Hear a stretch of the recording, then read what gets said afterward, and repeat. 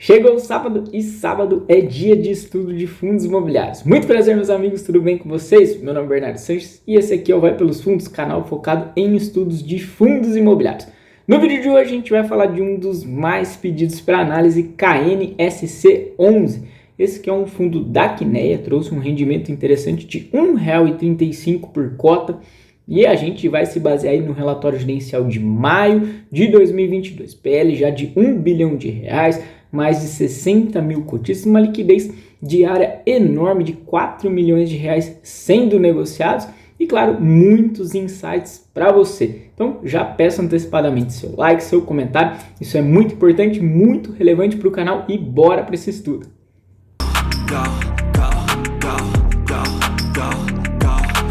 Iniciando nosso vídeo sobre KNSC11, o Quineia Securities. Começando, claro, pelo objetivo do fundo, portfólio dedicado aí especialmente em CRIs e cotas de fundos imobiliários. A gente vai pegar aqui relatório de maio de 2022, para a gente saber como é que anda esse fundo e, claro, trazer aqueles insights que você só vê aqui no Vai Pelos Fundos. Patrimônio líquido hoje de R$ 1,1 bilhão, 63 mil cotistas, marquem aqui em azul, que chama muito a atenção, né? O crescimento muito rápido desse fundo. A gente vai ver aqui embaixo que esse fundo começou 28 de 10 de 2020, por sinal, dia do aniversário desse aqui que vos falo. Taxa de administração dele hoje é de 1,2%, não tem taxa de performance. Acho essa taxa um pouquinho altinha frente aos pares aí, porém tem um benefício de não ter a taxa de performance. Administração da Intrag e gestão da Quineia, a gente brinca, né? Tudo que a Quineia toca vira ouro. De fato, esse fundo já veio a mercado muito grande, com mais de 200 milhões de reais de PL e atingiu aí rapidamente essa marca de R$ 1 bilhão. O último rendimento do fundo de R$ 1,35 por cota, veio bem altinho, e a cota patrimonial aí no fechamento de maio com R$ 89,43, cota de mercado naquele momento R$ 94,17, um PVP de 1,05. Outro ponto então aqui para a gente lembrar, o KNSC é um fundo que geralmente negocia com ágio, tá? É difícil conseguir entrar nele sem pagar ágio, o PVP dele sempre está acima de 1. Esse é um ponto também importante para você colocar na sua análise se vale a pena aí pagar esse ágio ou não. Palavra da gestão, a gente sempre gosta, né, de iniciar pelo comentário da gestão. Falando aí que no fim de maio o fundo apresentava alocação em relação ao seu PL de 100,5% em ativos-alvo e 8,7% em instrumentos de caixa para novas operações. Disseram que finalizaram também o processo de alocação dos recursos da última emissão de cotas, aumentando aí o percentual do PL alocado em 10,9%. Foram realizados 2 novos investimentos, total de 120,8 milhões de reais, então um valor bem grande sendo aplicado. Interessante que foram só 2 operações, 2 CRIs, a gente vai falar um pouquinho mais deles em breve. Para melhor orientação dos investidores, destacamos que os CRIs atrelados à inflação presentes na carteira refletem aproximadamente as variações do IPCA referente aos 2 meses anteriores de apuração de resultados. Ilustrativamente, portanto, os resultados ao longo do mês de maio, que é esse que a gente está comentando, que foi aqui distribuído em junho, reflete aproximadamente a variação do IPCA dos meses de abril e março. Abril com 1,06, março com 1,62, 2 meses que o IPCA veio muito alto. E aí já trouxe para vocês aqui a indicação, o IPCA de maio foi bem mais baixo, 0,47. Vamos acompanhar aí os próximos IPCAs. Se continuarem nessa toada, muito provavelmente os fundos de papel vão reduzir bastante o rendimento. Claro, você já sabe, muito da composição do rendimento deles vem de correção monetária. Continuando a carta do gestor, adicionalmente informamos que a gestão optou por realizar provisoriamente operações compromissadas reversas lastreadas em CRIs. Tais instrumentos permitem uma alocação maior dos recursos em CRI, o que contribui para aumentar o retorno do fundo, em especial proporciona maior flexibilidade e velocidade de alocação dos recursos nas emissões de cotas. Para quem não sabe, falando de forma grosseira, a compromissada é um empréstimo em que o fundo dá o CRI como garantia, mas já se compromete a recomprar essa operação em futuro próximo, ok? Então ele já faz esse contrato, pega recurso, consegue alocar antes, e aí quando vence a compromissada ele quita esse valor da compromissada e devolve o CRI para o PL do fundo. Atualmente as operações compromissadas representam uma exposição de 9% do PL, patamar considerado confortável pela equipe de gestão. Falando aí das novas operações do mês, como a gente falou, 120 milhões de reais apenas em 2 CRIs. A primeira delas aqui, Infinity, em 80 milhões, né? Então uma operação muito grande, de PCA mais 7,4%, operação baseada na aquisição do edifício Infinity, realizado por uma empresa patrimonialista que já detinha participação no empreendimento. É um ativo classe A, o CRI tem como garantias aí a alienação fiduciária desse imóvel, então já dá um conforto muito grande nessa operação. E aí trouxe aqui, só de curiosidade, foi uma transação de 850 milhões de reais por 62% desse ativo, e o valor muito interessante para quem gosta de lojas corporativas, R$39 mil o metro quadrado nesse ativo. A outra operação, o edifício Varanda, 40 milhões de reais, CDI mais 3,5%. O CRI consiste em financiamento para a conclusão da construção do edifício comercial Varanda Cidade Jardim. No pacote de garantias também a alienação fiduciária do imóvel, então também dá bastante tranquilidade nessa outra operação. Falando um pouquinho, partindo para o resumo da carteira, hoje em CRI, partindo para o resumo da carteira, 34% do PL é alocado em CDI mais 3,68% na taxa de marcação ao mercado, 3,69% no yield médio da. Já a inflação, 61% do PL, sendo uma taxa média aí de marcação ao mercado de 7,7% e um yield médio na curva de 6,59%. Ainda tem 5,1% em cotas de fundo imobiliário, o yield médio dessa carteira de 9,89%. Olhando aqui a composição por setor, 6,8% em shoppings, 15,2% em logística, e aí chama atenção a proporção bem pertinho aí de escritórios, 31,8%, e residencial, 32,6%. Olhando para a DRE, o fundo diz para a gente que a apuração do resultado considera-se os rendimentos apropriados através do regime contábil de competência. E aí tem muita discussão, né, se fundo imobiliário tem que fazer apuração pelo regime de competência, pelo regime de caixa. Os fundos da Kinea, esse é um ponto importante para você saber, eles sempre fazem no regime de competência, não no regime de caixa. Essa é a apuração deles na DRE, que compreende aí juros, correção monetária dos ativos, deduzidos taxa de administração, custódia e demais custos de manutenção. Adicionalmente, são excluídos efeitos de marcação ao mercado dos títulos, sejam eles positivos ou negativos. E aí em maio a gente teve resultado de CRI de 17,6 milhões de reais, sempre lembrando, então tem aí juros e correção monetária, resultado de fundos imobiliários com 700 mil reais, e a gente chega aí numa distribuição total de 17,9 milhões de reais. Chama atenção nesse fundo que ele não costuma fazer muita reserva não, o que ele tem, ele realmente distribui, inclusive ele só tem aqui 3 centavos por cota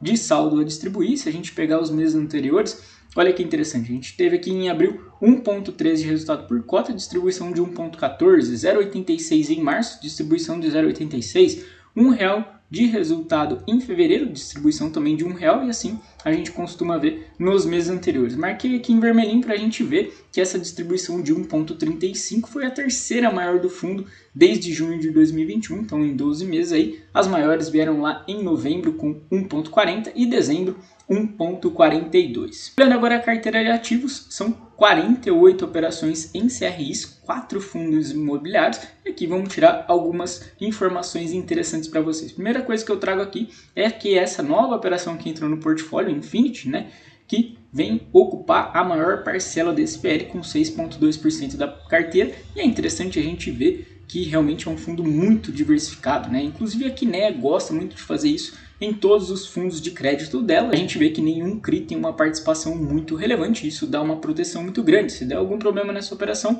não vai atingir de forma muito relevante o PL e também os rendimentos, ok? Marquei em vermelhinho aqui para vocês verem como que a marcação ao mercado está machucando o PL desse fundo, né? A gente vê que aqui o CRI Castelo Branco, por exemplo, o saldo na curva de 60 milhões de reais, saldo na marcação ao mercado 57 milhões de reais. E isso se reflete diretamente aqui nas taxas. A taxa de aquisição foi de 5,5%, já na taxa da marcação ao mercado de 6,45%. Como é que você tem que entender isso aqui?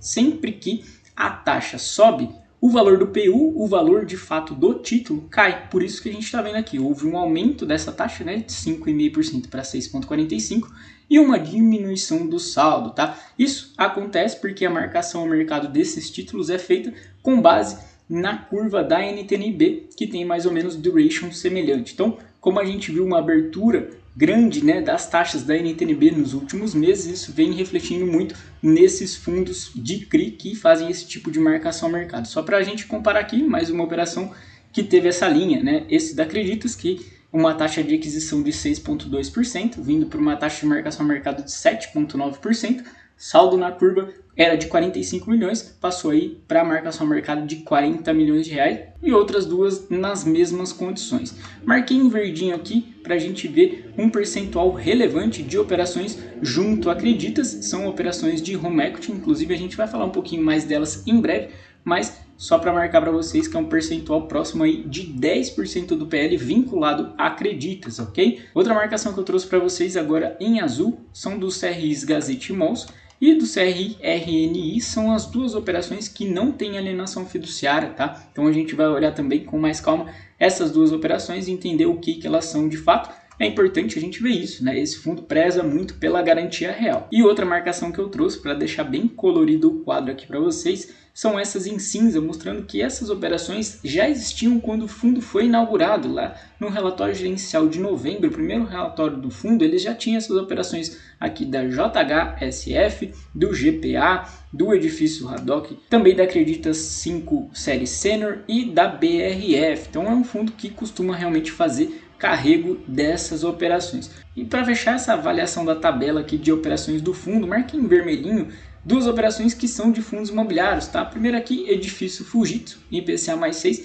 é uma operação de aquisição lá do TEP 11, e a operação FL Plaza, de IPCA mais 5,5% e IPCA mais 5,8%, que tem relação lá com o XPPR 11, a aquisição do edifício Faria Lima Plaza. Por fim, a gente vê a carteira aqui de fundos imobiliários, nenhum deles muito conhecidos, né? 3 deles aqui, inclusive sem negociação, IDGR 11, TCER 11, ERCR 11 e ainda tem o IDFI 11, esse aqui já tem um pouquinho mais de liquidez. E como eu prometi para vocês, passar um pouquinho mais por determinadas operações. As primeiras aqui da Creditas, né, são operações home equity. Interessante que essas operações são de prazo bem longo, outubro de 2040, dezembro de 2040, maio de 2041, junho de 2041 e todas aí com LTV bem baixo. Essa é uma característica das operações de home equity. E para quem não sabe, home equity é aquela operação que o cidadão vai ali e faz o refinanciamento do seu imóvel, né? Ele tem um imóvel quitado, vai pegar o empréstimo e dar aquele imóvel como garantia, e geralmente essas operações têm um loan to value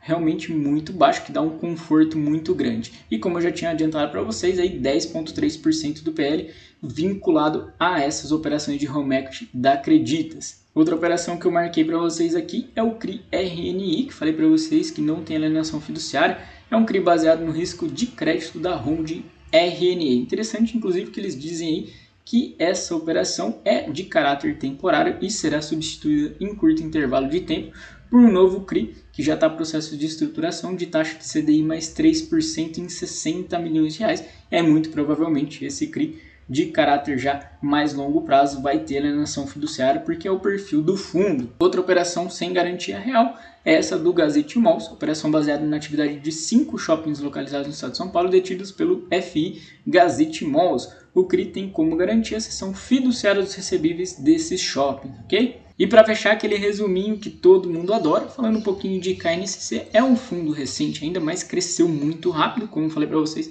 já veio ao mercado de forma gigante, com 250 milhões de reais de PL, logo chegou em 1 bilhão de reais, é realmente um perfil da Kinea de fazer sempre fundos muito grandes, e ele tem uma característica, é o primeiro fundo da Kinea de crédito aí que tem direito de preferência, saiu da base do Itaú. Os outros fundos da Kinea, o KNCR, o Canip e até o próprio KNRI não tem direitos de preferência, só consegue entrar nas emissões de cotas quem é ali da base do Itaú. No caso do KNCC é diferente, então essa é uma tranquilidade aí para o cotista que gosta, né, de aumentar a posição, especialmente nas novas emissões de cotas. E para fechar, acho que é legal a gente tentar classificar o KNSC, né? Eu entendo que ele é um high grade alto, né? O que seria um high grade alto? Ele tem operações com taxas um pouco melhores do que aqueles high grades puros, né? Que a gente pode até chamar o KNCR 11, o BTCR lá do BTG, o MGCR da Mogno, o PLCR da Plural Gestão. Então esses de fato são aqueles high grade mesmo, tá? Um comparável que eu acho interessante é o HGCR, acho que ele é bem próximo aqui do KNSC, embora no caso do HGCR eles tentem manter metade do portfólio em inflação, metade do portfólio em CDI. A gente já viu que o KNSC é muito mais focado em inflação. Entendo que ele fica ali um pouco abaixo, por exemplo, do MCCI 11 e do CVBI, que seriam uns middle risks um pouquinho mais baixo, ok? Pessoal, o que eu tinha para falar de KNSC era isso. Espero que vocês tenham gostado. Um grande abraço e até a próxima, se Deus quiser.